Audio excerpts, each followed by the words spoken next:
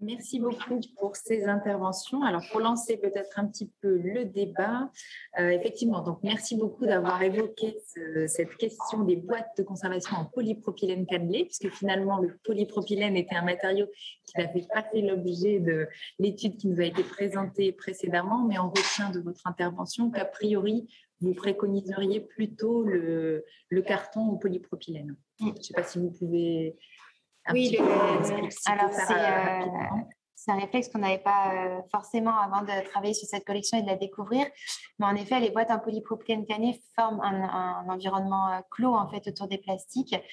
Et ce qui n'est pas le cas des boîtes en carton, il y a une certaine respiration et surtout une absorption puisqu'on a des matériaux tampons en fait qui peuvent absorber en fait les pollutions et les émanations.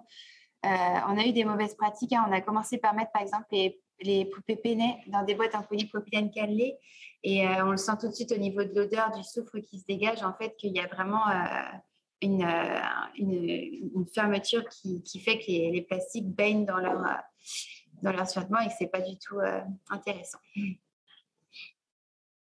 Merci.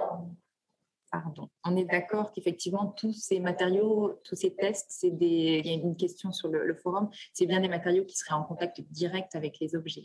Oui.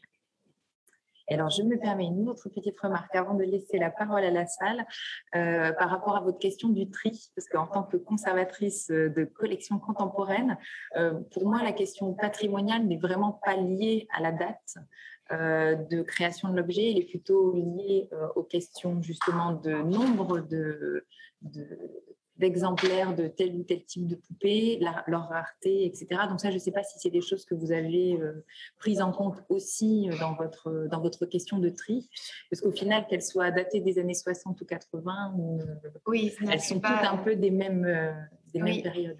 Alors, le tri, c'est une conclusion du chantier, en fait, une nécessité qu'on a cernée parce qu'on a en effet, par exemple, 80 poupées peinées en polyuréthane. Du coup, on a la volonté et l'envie dans l'équipe de faire un comité et de poser ces vraies questions. On peut le faire aujourd'hui, commencer à l'envisager parce que le chantier est arrivé à son terme et qu'on connaît la collection, on sait ce qu'on a. Donc aujourd'hui, ça fait partie du développement des mesures à long terme, de réunir en fait des spécialistes et de vraiment se pencher sur la collection et de ce qui est intéressant de conserver, bien sûr, au-delà des datations et mais voilà, sur la composition et aussi de regarder ce qui est conservé ailleurs, en fait, et de pouvoir faire des choix à ce moment-là. Parfait, merci beaucoup. Je laisse peut-être la parole à la salle s'il y a d'autres questions. Oui, bonjour, Lucille Royan. Je voulais vous demander quelle a été vraiment votre politique par rapport aux pièces qui sont conservées dans leur conditionnement industriel. Est-ce que c'était des pièces qui n'avaient pas de possibilité de réaction avec le conditionnement? Enfin, j'ai vu que vous en aviez gardé certains. Enfin, voilà, je voulais avoir un peu... On a gardé tous les conditionnements industriels parce qu'on n'a pas la place de dédoubler la poupée de son conditionnement. Donc, on ne peut pas envisager ni la dépose du costume aujourd'hui, ni la séparation du conditionnement et de la poupée. En fait, on ne peut pas se permettre ça pour des questions de place. D'accord. Mais est-ce que vous aviez certaines combinaisons qui étaient vraiment de matériaux d'emballage et matériaux de poupée qui étaient vraiment... On n'a pas observé de... Pas tant que ça. Pardon? Qui étaient vraiment... Est-ce qu'il y avait des combinaisons vraiment problématiques ou pas tant que ça? On n'a pas observé de dégradation liée au conditionnement. Si. Les élastiques, ouais, les parties en caoutchouc. Parce qu'elles sont... C'est vrai qu'on a dans les PET, on a surtout des celluloïdes. Et par contre, c'est vrai qu'il y a des celluloïdes auxquels on n'a pas eu accès parce qu'on a décidé de ne pas ouvrir le conditionnement qui était soit il y avait des déformations mécaniques, soit en effet une évolution du matériau. Et c'est vrai qu'il y a des celluloïdes auxquels on n'a pas eu accès. Ok, merci beaucoup. D'autres questions?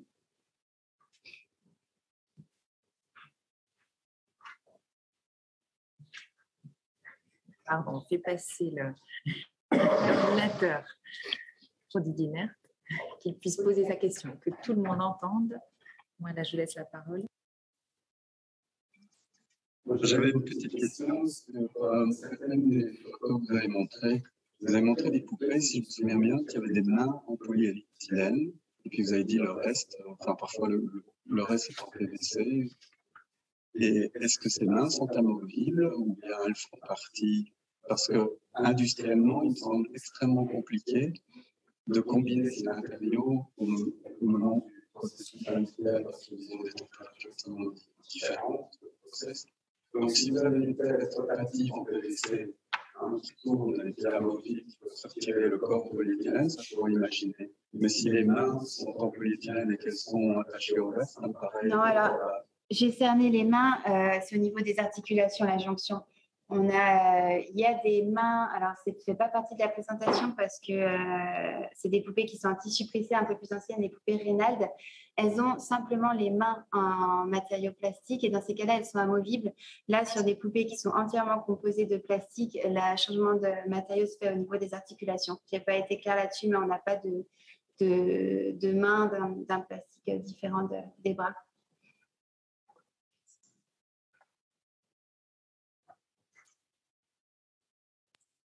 D'autres questions?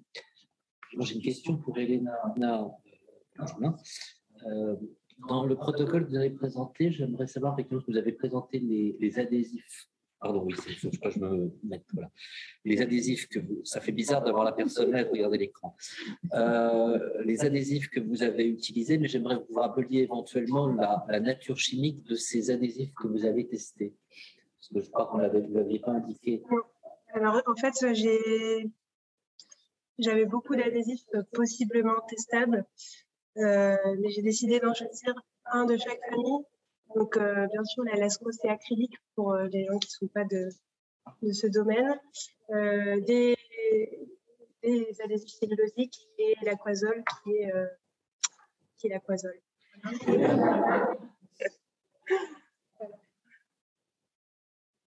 Et PVAC qui est polyvinyl. Oui, PVAC. Voilà. C'est que qu'on utilise quand rien ne marche et qu'on n'arrive pas à enlever après. Tout à fait. Très bien, merci. S'il n'y a pas d'autres questions.